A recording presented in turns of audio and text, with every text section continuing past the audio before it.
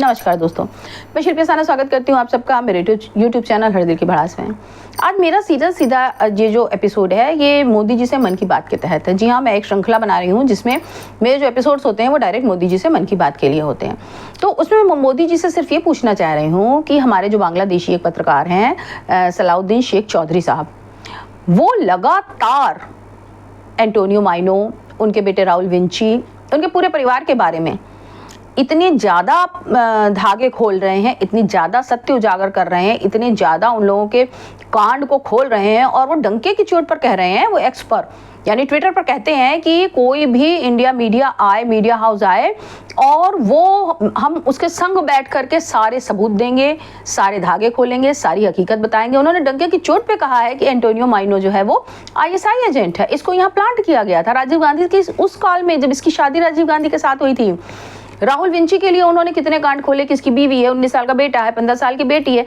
मेरे समझ में ये नहीं आता है कि हमारे देश का वो मीडिया हाउस क्यों नहीं चाह रहा है। भाई इतनी बड़ी चीजें मीडिया हाउस को जब मिल रही हैं तो ये तो बहुत ही ज्यादा ब्रेकिंग न्यूज हो जाएगी। किस बात से मीडिया हाउस डर रहा है? क्या मीडिया हाउस राहुल गांधी के बढ़ते हुए ग्राफ से डर रहा है कि ऐसा ना हो कल को वो सत्ता में आ जाए? अरे अकल के दुश्मनों, जब उसके इतने बड़े कांड खुलेंगे तो उसके पास जमीन ही कहाँ बचेगी सत्ता की कि कल को वो सत्ता में आ जाएगा। आप उसके सारे कांड को उजागर करो और उजागर करने के बाद उसके पास इतनी जमीनी शेष ना रहने दो भारत में कि वो उस पर अपना राजनीतिक महल खड़ा कर पाए। और वो इतनी जो चौधरी साहब हैं बांग्लादेश के पत्रकार, उनके ऊपर 11 बार अटैक हो चुके हैं, फिर भी वो इतनी वीरता दिखा रहे हैं, इतनी निर्भीकता दिखा रहे हैं, इतना साहस दिखा रहे हैं कि वो इन सबों के धागे खोलने के लिए तैयार बैठे हैं। लेकिन मैं क्या बताऊं अपने देश की नपुंसकता कि ना तो हमारी सरकार उनसे कोई मदद ले रही है, ना तो हमारा कोई मीडिया हाउस उनसे मदद ले रहा है। अगर उनके पास इस प्रकार की रिपोर्ट है, उनके पास इस प्रकार के सबूत भी हैं, तो आप घसीटिए ना राहुल विंची को और एंटोनियो माइनो को अदालत में और सारे कच्चे चिट्ठे खोल के रखिए। उसके बाद उन्हें प्रॉपर सजा दी जाए, उसके बाद उनके पास कहाँ जमीन बचेगी।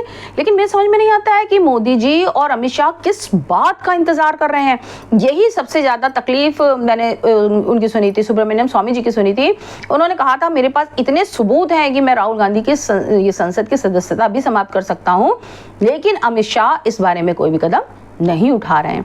तो मेरी मोदी जी से गुजारिश है कि अगर मान लीजिए कि केवल वो आपकी अगर केवल दुश्मन होती हैं, आपकी आलोचक होती हैं, उन्होंने तो चौधरी साहब ने तो ये तक कहा है कि उन्होंने ISI से ये कहा था कि नरेंद्र मोदी को मार दो।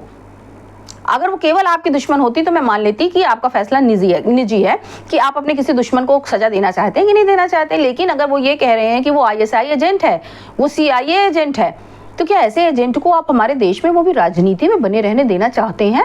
तो क्या सच में मैं आपको राष्ट्रभक्त मानूं? क्या सच में मैं मानूं कि आप हमारे देश का भला चाह रहे हैं?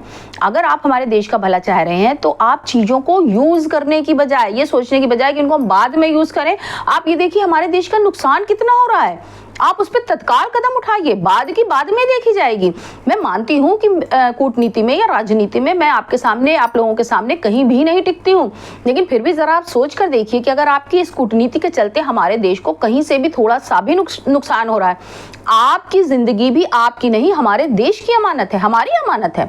हमारे प्रधानमंत्री की जिंदगी हमारी अमानत है, हमारे देश की अमानत है, हमारी प्रॉपर्टी है, उसे भी आप दांव पर इस तरह कैसे लगा सकते हैं? आपको कोई अधिकार नहीं कि आप अपनी जिंदगी को दांव पर लगाएं, वो भी केवल इसलिए कि बीजेपी अगली बार आ जाएगी, फिर उसकी अगली बार आ जाएगी। आप अगर काम मतलब अच्छे ढंग से करेंगे और सच्चे मन से करेंगे, सही कदम करेंगे, तो जाने कब तक जनता आपको PM की कुर्सी पर रखेगी और जाने कब तक वो बीजेपी को वोट देगी। इसलिए इस मामले में जहां पर कोई भी मुद्दा राष्ट्रीय सुरक्षा से जुड़ा हुआ हो, वहां पर मेरा मानना है कि आपको कूटनीति से दूर रहना चाहिए, राजनीति से दूर रहना चाहिए। ये सोचना चाहिए कि जल्द से जल्द उसको कैसे नेस्तनाबूद किया जाए। और इसीलिए मैं चाहती हूं कि आप एंटोनियो माइनो और राहुल विंची के खिलाफ जो भी प्रमाण आपको कहीं से भी मिल रहे हैं, आप उस पर तुरंत एक्शन लीजिए, बिना ये सोचे समझे कि इससे भाजपा को क्या फायदा या क्या नुकसान होगा। आप सिर्फ ये सोचिए कि इससे देश को क्या फायदा और क्या नुकसान होगा। और मेरा पूरा 100% मुझे यकीन है कि अगर आप ऐसा कोई काम करेंगे तो आपकी सत्ता, आपकी कुर्सी कहीं नहीं गई है। बस इस छोटे से मशवरे के साथ मैं आज का एपिसोड यहीं समाप्त करती हूँ।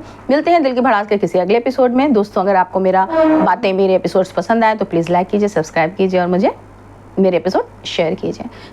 जय हिंद, जय श्री राम।